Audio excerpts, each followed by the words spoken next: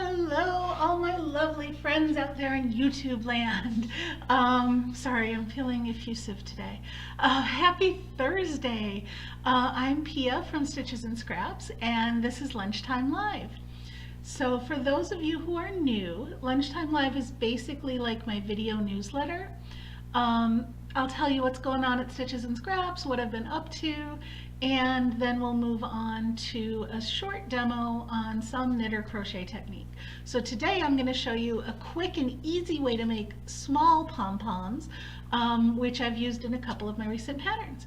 So, what's new at Stitches and Scraps? Good morning, Beth. It's good to see you. Well, this morning I was feeling industrious. I don't know, I woke up with this I was just wide awake this morning. Like I wanted to do all the things, you know? So I was feeling industrious and I made myself let me make sure you can see this in the camera. Here we go. It is a warping stand to help me warp my loom, to measure out warp. It holds these cones of yarn and they can spin easily on the stand. And all it is a scrap piece of wood that was left over from finishing my basement. Like the contractor left it and I was like, don't throw it away, I'll use it one day.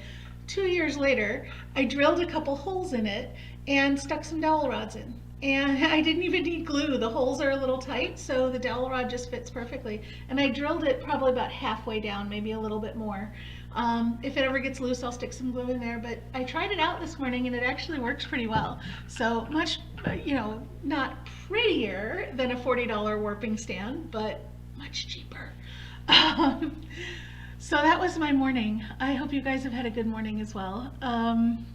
What else? Well, I've got that new pattern that I showed you last week that came out, and that is this one, the beaded wall hanging. It's too big for me to bring down here and show you, but it's basically a dowel rod and a brass ring with lots and lots of yarn and about 400 beads or so tied on individually. It did take me all day to do, but it's easy to do.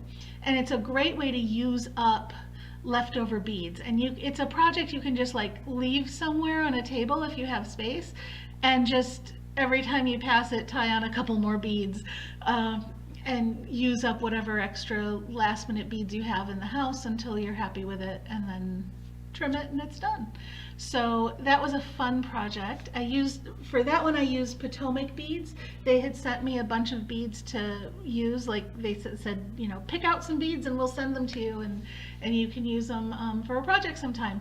So I basically had a bunch of leftover beads after making my little Halloween ghost.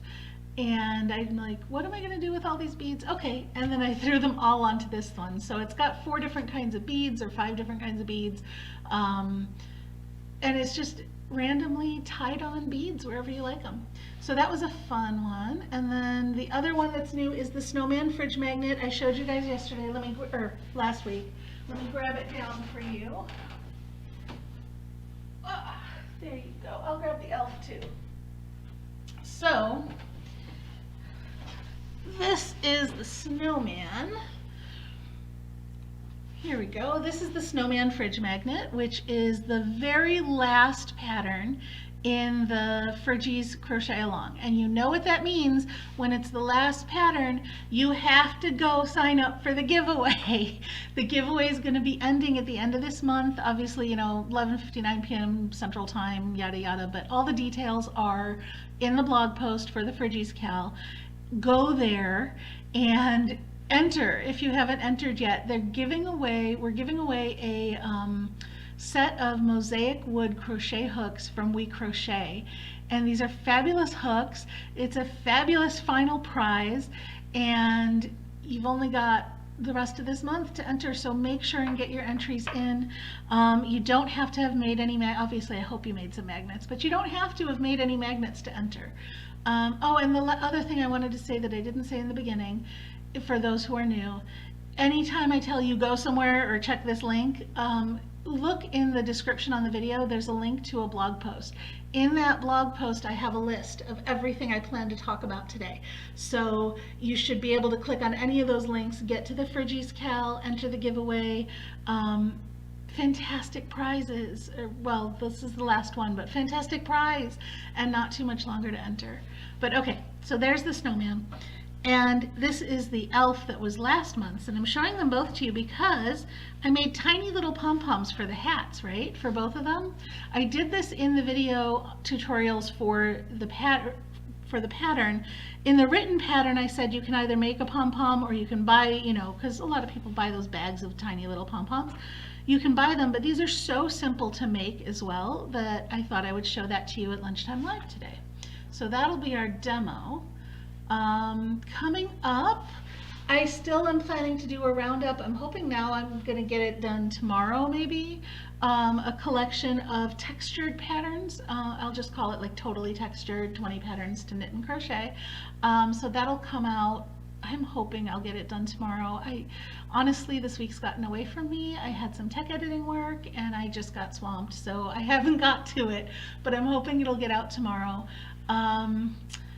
Oh, I was gonna show you, okay, so the other thing that's coming up is a crochet along for next year. I'm gonna make the announcement for next year. I'll tell you a little bit of a sneak peek, but you know, definitely wait for that post. It'll come out next week. Basically, it's going to be a bag along. So what I've decided to do after polling the Facebook group and seeing what people would prefer, instead of doing 12 quick and easy patterns like these, I decided to do 6 bigger and more complex patterns.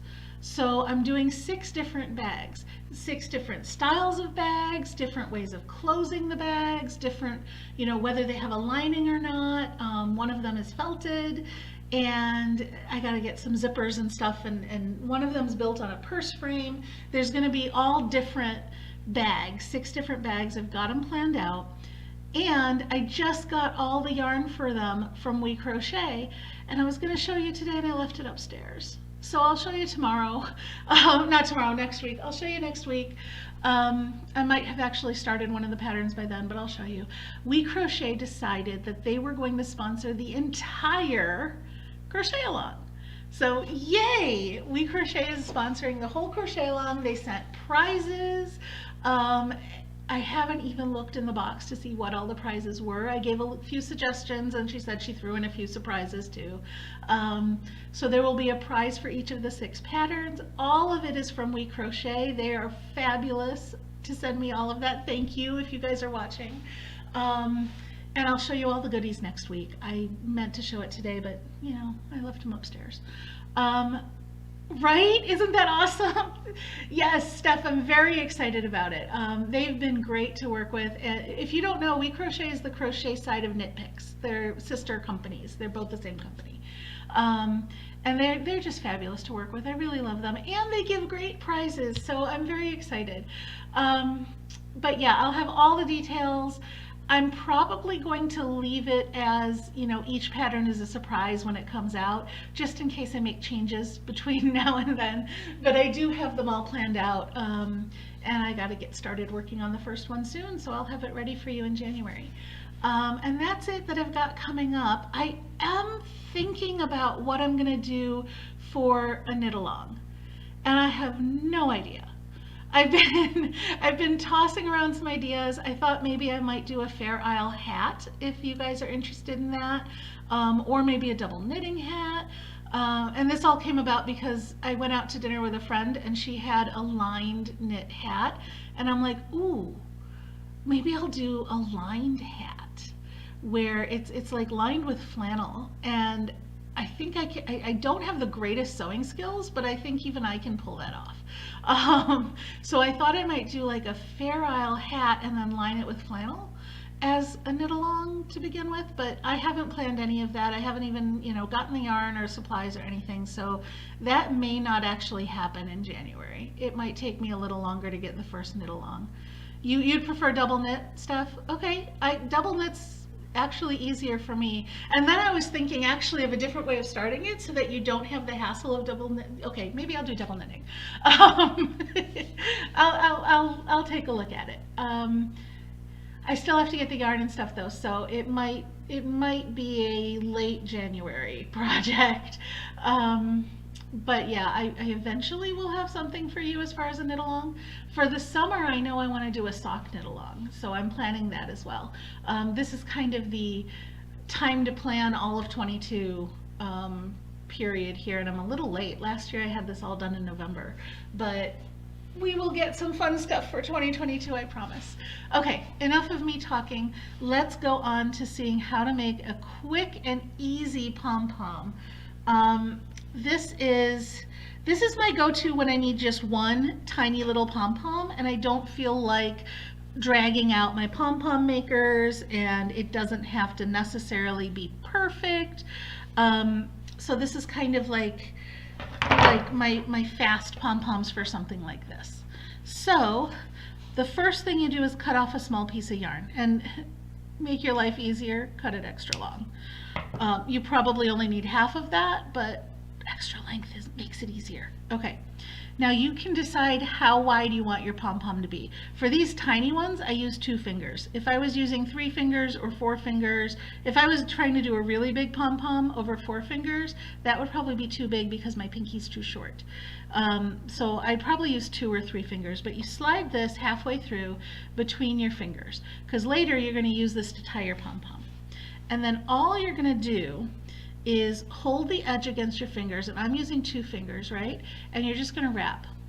And I think for those pom-poms on the magnets, I wrapped like 20 times. The more you wrap, the fuller your pom-pom will be. Do not cut off circulation on your fingers. When you are done, see, I wrapped, I don't know, that's probably even 30 times there, but anyway, wrap a lot of times. And then when you're done, just trim the yarn. It doesn't even really matter where, okay? And this is going to become your pom-pom. If you have a really slippery yarn, you're going to want to hold the end, but my yarn's not that slippery, so it doesn't matter. Now I can pull this up, the yarn that I had between my fingers. And this is the only part that's a little tricky because you have to do it sort of one-handed. But you want to tie, and I like to use a surgeon's knot, so I go through once and then I go through twice. But you want to tie a knot around this yarn. Okay, and you want to make it as tight as you possibly can before you take it off your fingers. All right, and that is basically our pom-pom, but then we're going to slide it off our fingers and quickly tighten it up before it has a chance to run away on us. Okay, and then I tie just another quick knot here and pull it tight, but not so tight you snap the yarn. I've done that before too. Okay, so that doesn't look much like a pom-pom, but what you do is you hold your 2 ends and push this up, okay?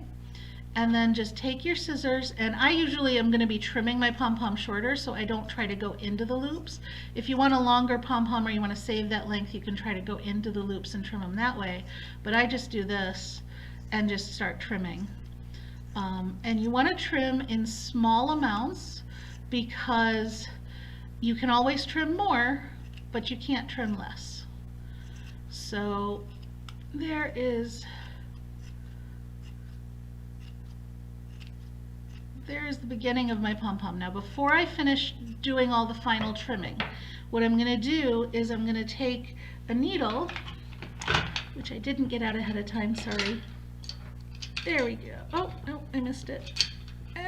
There we go. Okay, I'm going to take a needle and one of the ends, and just to make the center of the pom-pom extra secure before I go any farther, because I'm going to trim this kind of short, I'm going to start sewing it back and forth through the middle until I just can't anymore, until it just gets too thick or I run out of yarn on this tail. But either way, I'm just going to keep going in different directions through the middle. And what this does, you're splitting some of the yarns every time you go through, and you're basically just tying them all together. And I do this before my final trim so that any yarns that get displaced or pull too tight don't mess up the final trim. So there we go. I think that's like 10 times I did it, and that's probably enough. So now I grab my 2 tails again, pinch this nice and tight, and if I was putting this on something like this, I might sew it in place so that it's done. This one I only wrapped about 20 times, so I was able to trim it much smaller. The fewer times you wrap it, the looser it'll be, but as you get smaller, it's more dense. So the fewer times you wrap it, the more you can trim it. And then if you want a round one, this is if I want a flat one, like that hat where it's sticking up. If you want a round one, then you're going to want to round it out and trim some more until you get a nice round circle. So the downside of doing it this way is that you have to come up with the shaping. You have to trim it yourself to make it nice and circular. When you use those cool pom-pom makers, it's a circular wrap that you're making, so it ends up coming out like almost perfect, and you might only just have to do a little bit of trimming at the end to clean it up. Whereas this, you're shaping it entirely yourself because it comes out in that flat disc. So that is the downside, but the plus side is you don't have to go rummaging in your drawers to find your pom-pom maker when you just need one tiny little pom-pom. And there it is. That is my finished pom-pom. Now I'll clean up this mess. And my table's going to look red for like the next 2 weeks because all the little fibers tend to stick in the wood grain and they never come out. They do come out eventually, but when I did this one, my table was blue for like 2 days. Anyway, there's a pom-pom, and that is my fast and easy way of making pom-poms. And then you can use these ends to sew it, sew it onto something. And that's it. That's how you make a pom-pom without any special tools. I just used yarn, a needle, and my scissors. And that's all I have for you today. I don't have, okay, so let me talk a little bit about Lunchtime Live and the demos. I am starting to run out of things that I want to show you off the top of my head.